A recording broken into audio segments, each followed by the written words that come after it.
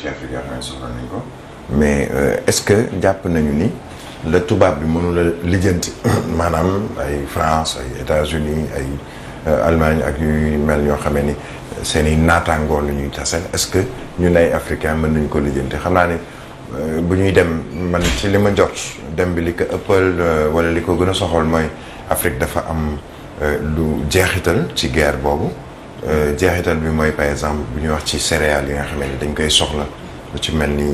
blé ak yeneen ñaari réew yooyu bokk nañ ci réew yi nga xam ne ñoom dañuy exporter loolu mu jëm ci Afrique président Macky Sall bi mu nekk président Union africaine président en exercice Union africaine demoon na ca Vladimir Poutine ba jàpp nañu ni moom moo waraloon mu am lu mu bàyyi woon tuuti ci lu mu ngànkoon ci lu jëm ci wàllu blé boobu ñu doon exporté ba ñu ubbiwaat yoon yi tuuti xaw a mën a may Afrique mën a dundaat tuuti wala mën a souffler tuuti moo waral sax dëkk yu bari ba ci Sénégal ñu ne est-ce que duñu tàmbali di explorer possibilité wu defar fii blé nga xam ne dootuñu ko soxla di ko jéggaane bitim réew am na yaakaar naa ay hectares et hectares yoo xam ne ba ci campagne bi ñuy dugg ci wàllu agriculture yoo xam ne ni c'est vraiment dédié à ces nouvelles cultures dont le blé ak yeneen ak yeneen donc man jàpp naa ni loolu moo gën a soxal réewu Afrique mais comme tu l'as dit il y a des zones de tension de crise de guerre même en Afrique ñaar benn rek di ci gën a actuel muy Soudan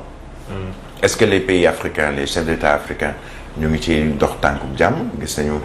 suñu yenn kilifa yu ci mel ni Cheikh Mahi Ibrahim Niass dem na ba foofu mais est-ce que bu 5 présidents wala 4 présidents africains déplacé woon dem ba foofu waxtaan ak ñi nga xam ne ñoom ñooy les belligérants mënuñu am début de solution parce que ça concerne l'Afrique dama doon wax sànq ci tubaab mais le linge sale se lave en famille dafa jot Afrique yenn yi muy bañ a xaar Europe di ci dugal loxoom. wala yeneen Soudan ngi nii tey Arabie Saoudite lañuy dem toog di ko waxtaane wala ay Égypte peut-être yenn ci ay réew yu naar yi ni ñu ko mën a waxee mais est-ce que Afrique ci Union africaine ak ci yenn ci ay kuréel sous-régional comme ay CEDEAO ak région bu nekk am na kuréel yu ni mel. est-ce que loolu tamit jotul yooyu les institutions yooyu les organes mën a am taxawaay boo xam ne am nañ ko xam nga on parle par exemple de plus en plus depuis un certain temps de force d'interposition africaine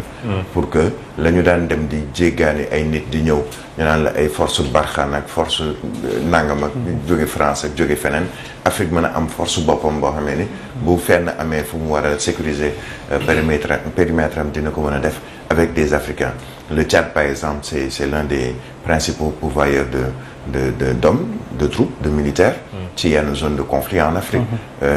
foo xamee ni par exemple bu ñu bëggee xeex djihadisme par exemple ci Sahel bi Tchad am na benn apport bu considérable bu mu ci def donc il faut que peut-être Afrique au fur et à mesure les dirigeants actuels comme ceux futurs ñu mën ko gën a jox gëddëm ndax tey ñu ngi xëccoo pour mën a am une place ci Nations Unies ci G20 am place su boo xam ne dañuy am droit de veto comme ni ko yeneen ni réew amee ci pencum mbootaayu xeet yi di Nations Unies il faut que certes Afrique di wane boppam à travers ce genre de voyage et de tentation dans certains pays africains dans certains pays autres que l'Afrique comme diggante Russie ak Ukraine pour wane ni ñoom itamit dañoo bokk ci mbir mi dañoo bokk ci àdduna parce que comme on le dit souvent et ça depuis un certain nombre d'années c'est un village planétaire lu dal Diofior dal na Dakar lu dal Kébémer dal na Ziguinchor donc ñu jàppee ko noonu de manière générale pour le monde qui est devenu un village planétaire c'est bien que des chefs d'État africains initient ce genre de rencontres et de tentatives de médiation ou de médiation tout court mais ce serait bien également qu'on les ressente et qu'on les voit sur les terrains d'opération ici en Afrique. D'accord ñu wax ci beneen ponk Cheikh Diop ci li nga xamante ne moom la ñuy waxtaanee gis ngeen ko ak yéenekaay bi le quotidien lu bëri ci biir réew bu Sénégal ñu ngi wax ci njeexital yi nga xamante ne manifesté yi am na ko ñii di duut baaraam ci li nga xam moom mooy koom-koom ñii di wax maanaam yenn ay structure wala yenn ay bërëb yoo xamante ne taal nañ ko yàq nañ ko mais ñu bëri aussi defuñu focus ci li nga xamante ne moom mooy maanaam saccage wala lakk bi nga xamante def nañ ko dans ce lieu de culte, je dirais même dans ce temple du savoir qui est l'université Cheikh Anta Diop Dakar. Ils ont allé jusqu'à même taal ay livres quand on sait que tey jii bu ñu waxee par exemple des livres on parle de savoir. Est-ce qu'encore une fois c'est pas le moment de vraiment véritablement encore une fois woo ndaw yi remobiliser leen pour qu'à chaque fois ñu xoolaat bu baax a baax seen taxawaay. non li may wax toujours mooy que ne manque d'orientation la ci yenn yi nga xam ne nii ndaw yi war nañ ko am comme position. lu mel ni université Cheikh Anta Diop keroog bi ñuy def plateau spécial bi ñu koy taal ñu ngi koy ci instant bi ñu ngi koy gis. lakk CESTI lakk chapiteau bi lakk bibliothèque bi. lu mel ni par exemple chapiteau bi laay jël par exemple. université Cheikh Anta Diop ñëpp xam nañ ne faculté de droit bokk na ci faculté yi nga xam ne nii moo ëpp liñ fay orienté ay étudiants. chapiteau boobu da doon résorber gap bi nga xam ne nii mooy le surplus d'étudiants yi nga xam ne ñoom ñooy nekk ci amphi yi ñu mun leen a yóbbu ci chapiteau bi ñu mun ci def ay cours mais du loolu kese mais am na yeneen ak yeneen njëriñ yoo xam te ne aussi tamit chapiteau bi da ko ci doon am bien vrai que lu ñu monté la rek te mun nañ ko démonter indiwaat beneen mais loo xamante ne nii dispositif boo xamante ne def nañ ko ba pare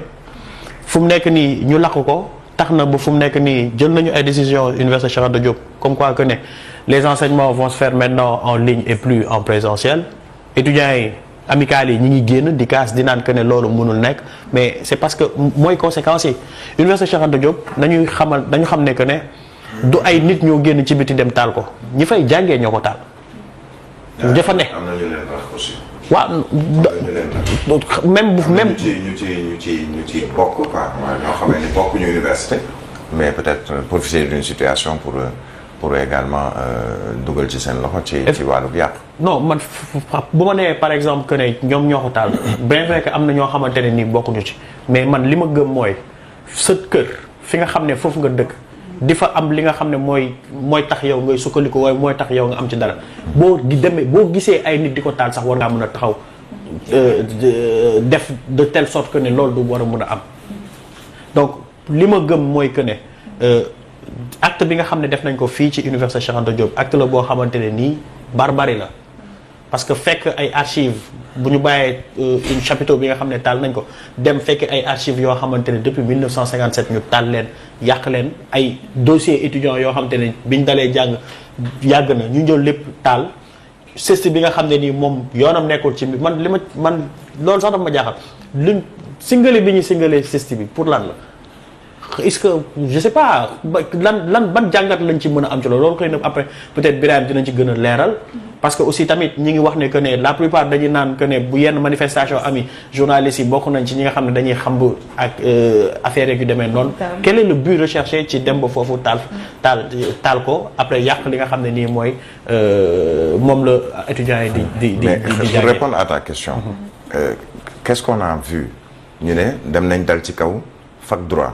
parce que nee nañu lu tax ñuy jàng droit bu fekkee ni duñ ko appliquer wala nañ koy appliquer ci magistrature baaxul loolu la ñu indi woon ci yenn prétexte ñu ne la CESTI parce que nee nañu am na journalistes yoo xamee ni ñoom ñooy gën a taal wala duñu wax dëgg wala nangam ak nangam ça veut dire que léegi fac lettre bi quoi dans ça en fait da cee rax te la ma jàpp non je veux dire que tàmbali nañu gis nga li ñu naan la théorie des foules il suffit que Fabi sànni xeer ñi si des du ñu xam sax lu tax ñu sànni xeer ñu def comme moom yow tey boo jógoon ne bëri jóg daw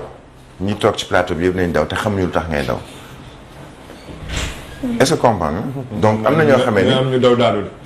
gis nga moo tax même dans les manifestations oui mais même dans les manifestations quelquefois tu peux attraper un jeune boo xamee ni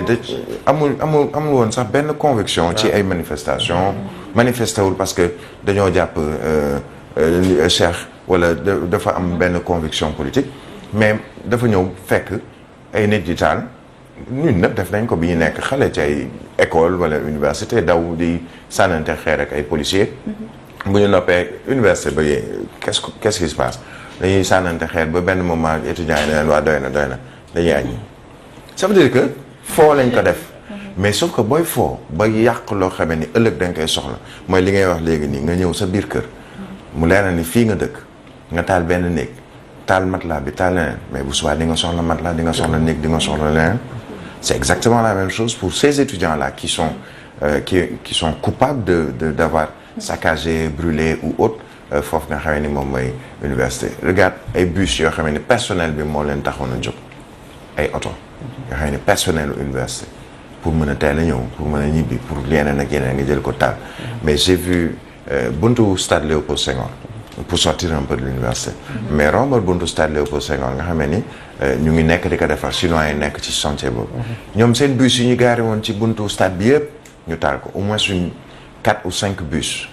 ak yoo xamee ni dañ ko fa tegoon noonu yu bokkul sax ak ay chinois yi liggéey ci stade bi ça veut dire que ku fa tegoon sa oto ñu ñëw taal ko pourquoi juste pour le plaisir parce que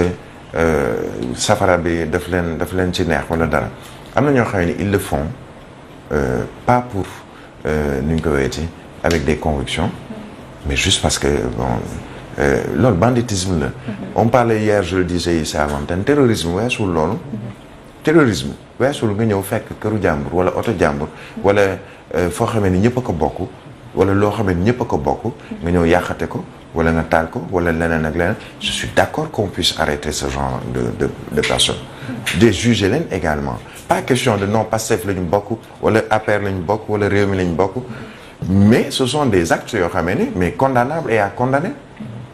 et ça il faut également que les gens puissent avoir le courage de le dire ceux qui ont saccagé ay Auchan ay station Total ba ci Petrosen boo xamee ni réewum Sénégal la ko moom mais est-ce que yaa ngi xalaat ni ña fa nekkoon mais yóbbu nga leen chômage technique on te parle de 300 agents ou travailleurs yoo xam ne ñu ngi bokk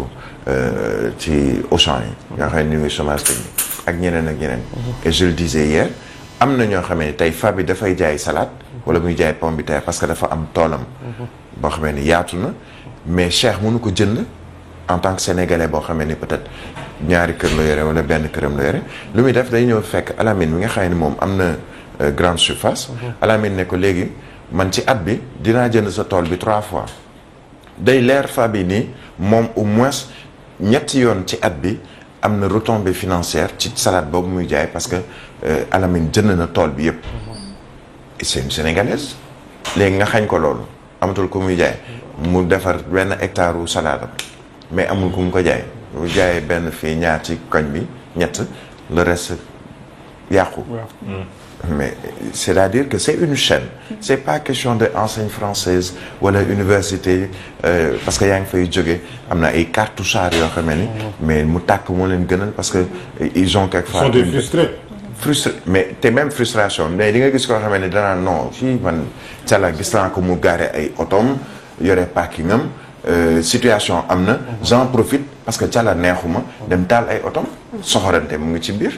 au nom de quoi maintenant si on attrape cette personne-là mais il y va même de la crédibilité de nos institutions de la crédibilité de l'État mais surtout pour que sérénité mën a am paix mën a am mais de les traduire en justice c'est aussi simple que ça ak foo mën a bokk nag parti boo mën a bokk c'est pas pour ces nervis qu'on dit de l'APR ou de Benno Bokk Yaakaar dañ leen war a traduire en justice